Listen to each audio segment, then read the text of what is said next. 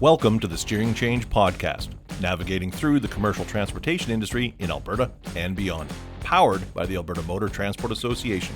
Here's your host, Kelsey Hipkin. Hello, listeners of Steering Change. AMTA has started a quarterly series of campaigns focused on safety. While the main focus of these campaigns relates to commercial transportation, there's also a lot of education and tips when it comes to the motoring public. We started out with distracted driving from January to March, and our current campaign is all about helping commercial drivers and the motoring public stay sharp during the seasonal shift, when conditions might look clear, but dangers can be hiding just around the bend. In the words of Doug Walton, who put together the promo for this campaign, whether you're a professional behind the wheel, the trusted mechanic under the hood, or the people on the ground making it happen, take this season to reset, refocus, and spring into safety. To that end, we put together 3 segments for this particular episode, all focusing on those conditions drivers start to experience during the spring season. We were lucky enough to be joined by Sergeant Scott Kallweit, Acting Inspector, Fish and Wildlife Enforcement Services with the Alberta Sheriff's Branch, Sergeant Kerry Bates, Traffic Safety Unit with Edmonton Police Service, and Josh Hannaberry, Senior Advisor, Strategic Partnerships, AMTA. Let's spring into those segments, and we'll start with Inspector Kallweit. We are now joined by Sergeant Scott Kallweit of the Fish and Wildlife Enforcement Services within the Alberta Sheriffs. Thank you for joining us, Sergeant Kallweit. Thanks for having me. So I'm going to ask you a few questions here about wildlife strikes. To start, how common are wildlife strikes on Alberta highways and roadways? Well, I'd say generally speaking, they are quite common. And some of the statistics that I've seen and taken from the Government of Alberta website is that in rural Alberta, they account for somewhere up between 50 and 60% of reported vehicle collisions. Oh, wow. And I think most of that is from like rural Alberta. But, you know, working in the city here in Calgary, I can pretty confidently say that would probably transfer to within some of our large municipalities as well, where we have, you know, a pretty healthy mule deer, white-tailed deer, and even moose population. And Sergeant Kallweit, what are some of the leading causes of these strikes? Well, most of the time, I think it's just, you know, wildlife behave like wildlife. They're, you know, so when it comes to avoidance, we see that they can be pretty unpredictable. I think most drivers can, you know, probably say they've had an experience where they've been driving, they've seen a deer or moose or elk or something on the side of the road. And as soon as the vehicle is approaching it, the wildlife are trying to decide what to do and where to go, where's the safe route to take, which inevitably causes them to behave erratically, which is, I think, you know, one of the issues that we see in why these animals are getting struck. And sometimes what we're also seeing is that where there's one animal crossing, there often is a couple crossing. So the driver may see the first animal, but not necessarily see the next one crossing behind it. Awesome. And are there more common times of year that wildlife strikes occur? What I would say is that, you know, wildlife like to move more around the dawn and dusk type times of day. So earlier in the morning when the sun is coming up, we generally see wildlife moving around more. And then again, near dusk. So the bad side for drivers is that these are during the times when, you know, visibility is decreased. So not only are the animals moving around more, but they're also moving at those low light times. And that kind of plays into my last question here. What can motorists, and in this case, especially commercial drivers, do to try and combat wildlife strikes? Well, there's, I think just one of the biggest things is just being a defensive driver, right? Just like we're expected to look out for other hazards on the roadways, avoiding other drivers, maybe other driving, you know, other bad drivers or distracted drivers. There is the expectation that we are looking out for all those other hazards, including wildlife. And so driving defensively means, to me at least, you know, reducing speed. Speed, as we all know, is we have speed limits for a reason, and part of that reason is, you know, to avoid hazards like wildlife, right? We also have, you know, some other tactics like driving with high beams on during those times of low light, again, when wildlife are moving around dusk and dawn. So using the advantage of projecting more light, using your high beams to illuminate more of the roadway, illuminate more of the ditches where we're often seeing wildlife crossing. And some of the other things like, again, being a defensive driver is just that constant scanning of the surroundings. Again, one deer in the ditch usually means to me that there's going to be other ones. Mm-hmm. So where there's one, expect there to be more. And then, again, those other things where wildlife collisions are unavoidable, it's wearing a seatbelt, avoiding swerving, which puts the driver at risk of potentially colliding with another hazard or causing them to lose control of the vehicle. So some of the strategies that are recommended there are, travel to where the animal is, because again, wildlife are going to behave erratically, especially when they're trying to avoid a collision. So inevitably, if you drive to where the animal isn't, the animal's going to move into that direction. So that's where the recommendation is that you drive to where the animal is, apply the brakes without swerving, and then in some occasions you just may have to brace for impact. But by not swerving, you're not putting yourself or other motorists at an increased risk of causing a collision with one of those secondary hazards. Yeah, you make a really interesting point there, because I'm thinking to myself, if I was ever in that case, the natural inclination would be to swerve to avoid, but it's kind of go at it instead. Right, and then applying the brakes as you would learn in avoiding any other collision, right? Because those wildlife, again, from my own experience and talking to people who have hit deer on the road, they're gonna keep moving. They're gonna stop. They're gonna start. They're gonna be completely unpredictable. And so, trying to swerve to where they are not isn't necessarily going to solve the issue. But I mean, these are pointers that at the end of the day, sometimes it's going to be unavoidable. Thank you so much, Sergeant Kallweit. We covered some ground today and some really important points. In our discussions before, you did cover, if someone wanted to find out more or search more resources, is that available? You bet. So the government of Alberta has a pretty extensive animal vehicle collision safety program. And if you just Google search, the animal vehicle collision safety in Alberta, something along those lines, it'll direct you to the government of Alberta website, where it actually has pretty significant information on the projects that the government of Alberta is working on to mitigate wildlife vehicle collisions. And that's run through the Ministry of Transportation and Economic Corridors. So they actually have staff there that look at a significant amount of data to look at areas where we have high wildlife vehicle collisions, and then they can use the data they have to implement programs of better mitigation in those high risk areas. Amazing. And for our listeners, we're going to put that information in the show notes for you as well. Sergeant Kallweit, we really appreciate you taking the time. It sounds like we have a full episode in future with this one as well. Well, thanks again for having me. Amazing. Thank you so much. We are joined by Sergeant Kerry Bates with the Traffic Safety Unit for the Edmonton Police Service. Thank you for joining us, Sergeant Bates. I'm happy to be here. Thanks very much. Sergeant Bates, thank you for joining us. Let's start with, are there any highway or roadway trends that you see when winter turns to spring? Well, every year when the winter weather kind of subsides and the roads dry up, it seems like an increase in traffic volumes, whether that's true or not, or the traffic's just moving a little quicker. But with the good roadways, of course, then the speeds tend to pick up because people aren't as concerned about slippery roads and what have you.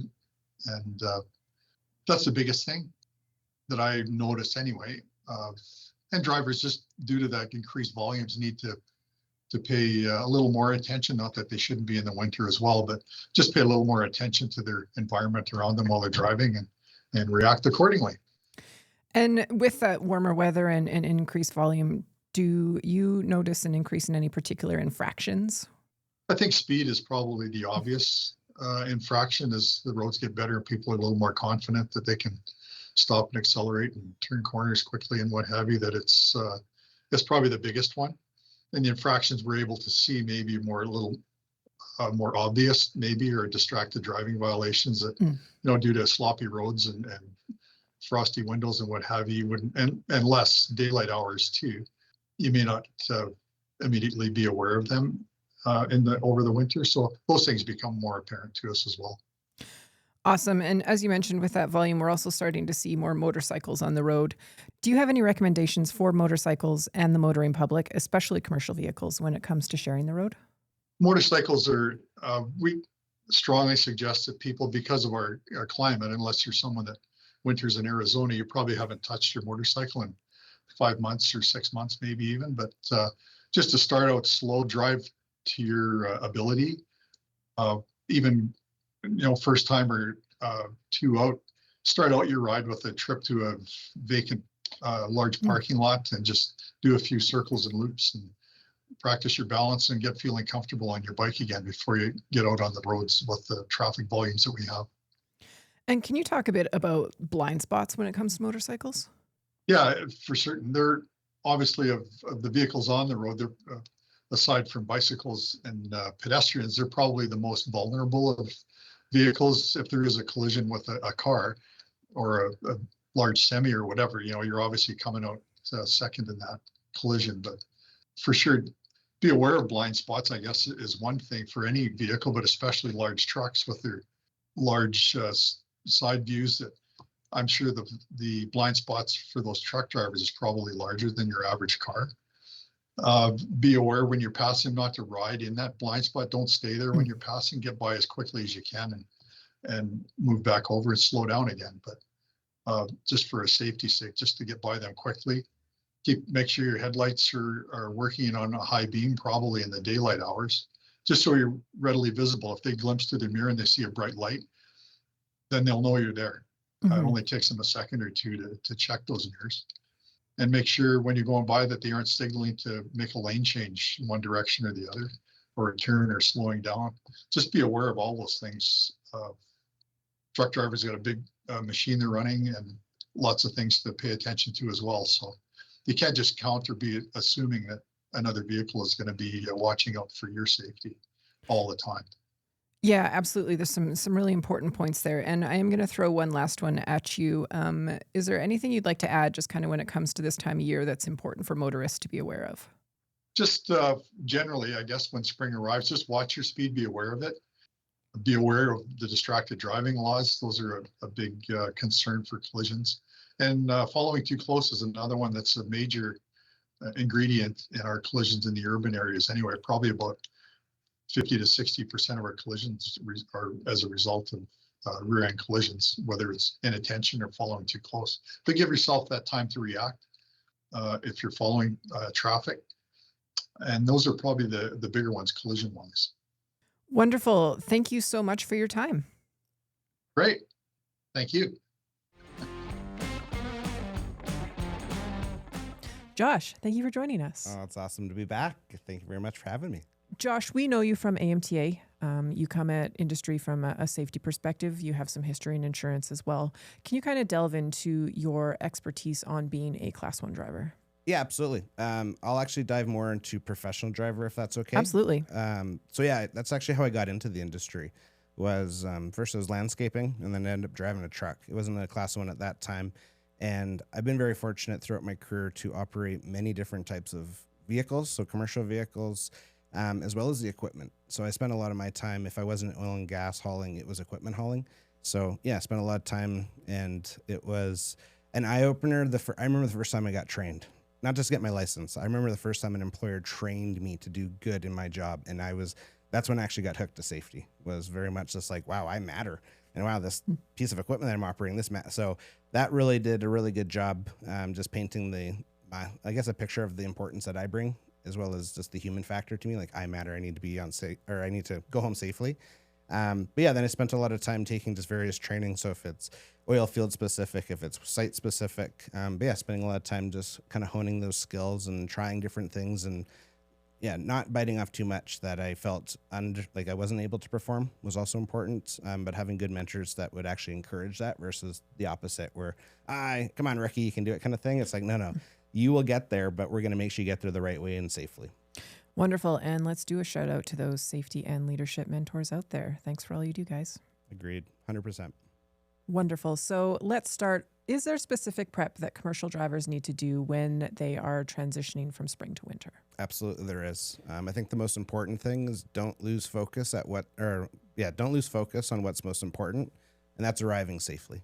I think sometimes the disconnect that happens between there's snow, there's ice, and all of a sudden it's sunshine and no snow, no ice, dry roads, is you go a little faster and you start forgetting a little bit more of defensive driving. But that, my encouragement is definitely don't lose focus.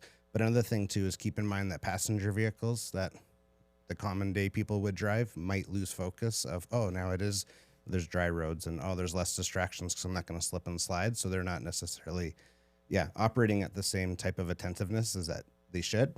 But you're the professional. So as long as you're focused on arriving alive, then you're good.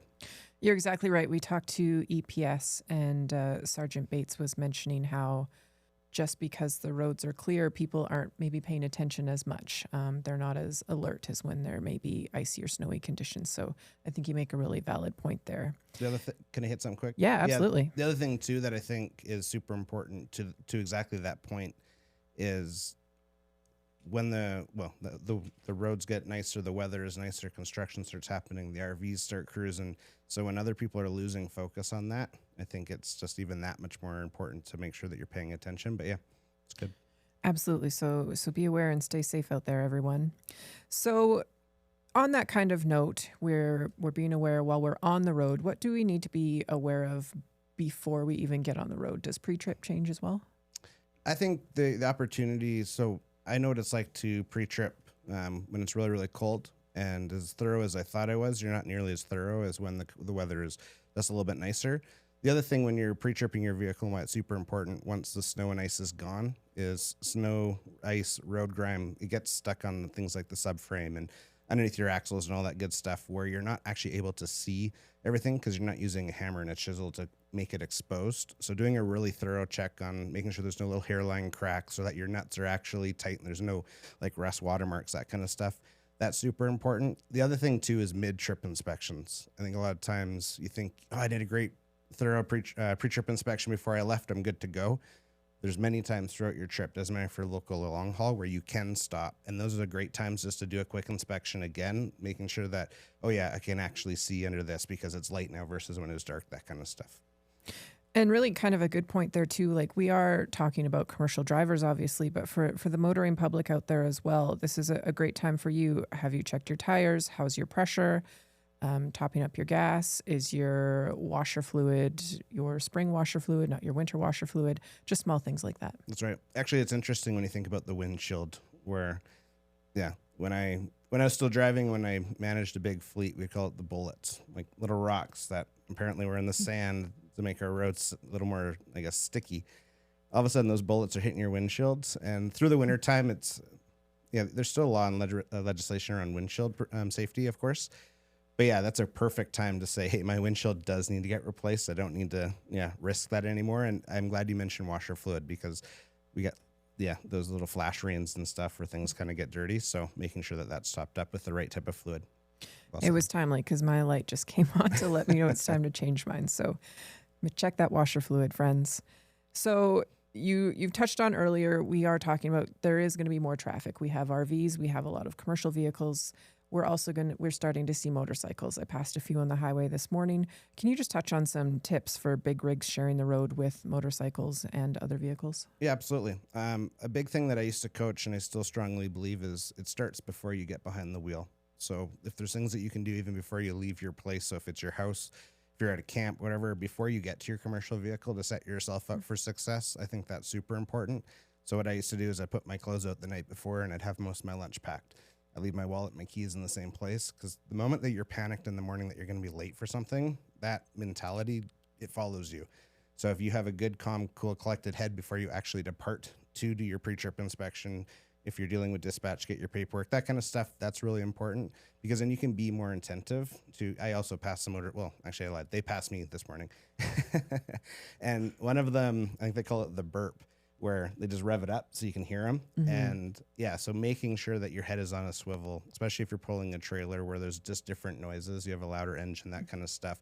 Because yeah, at the end of the day, you can't always see, you have blind spots. So as long as you're doing your due diligence, if it's checking left, checking right, checking like constant, that's super important. But other things too that impact your ability to navigate around motorcycles and other passenger vehicles is speed and traveling distance.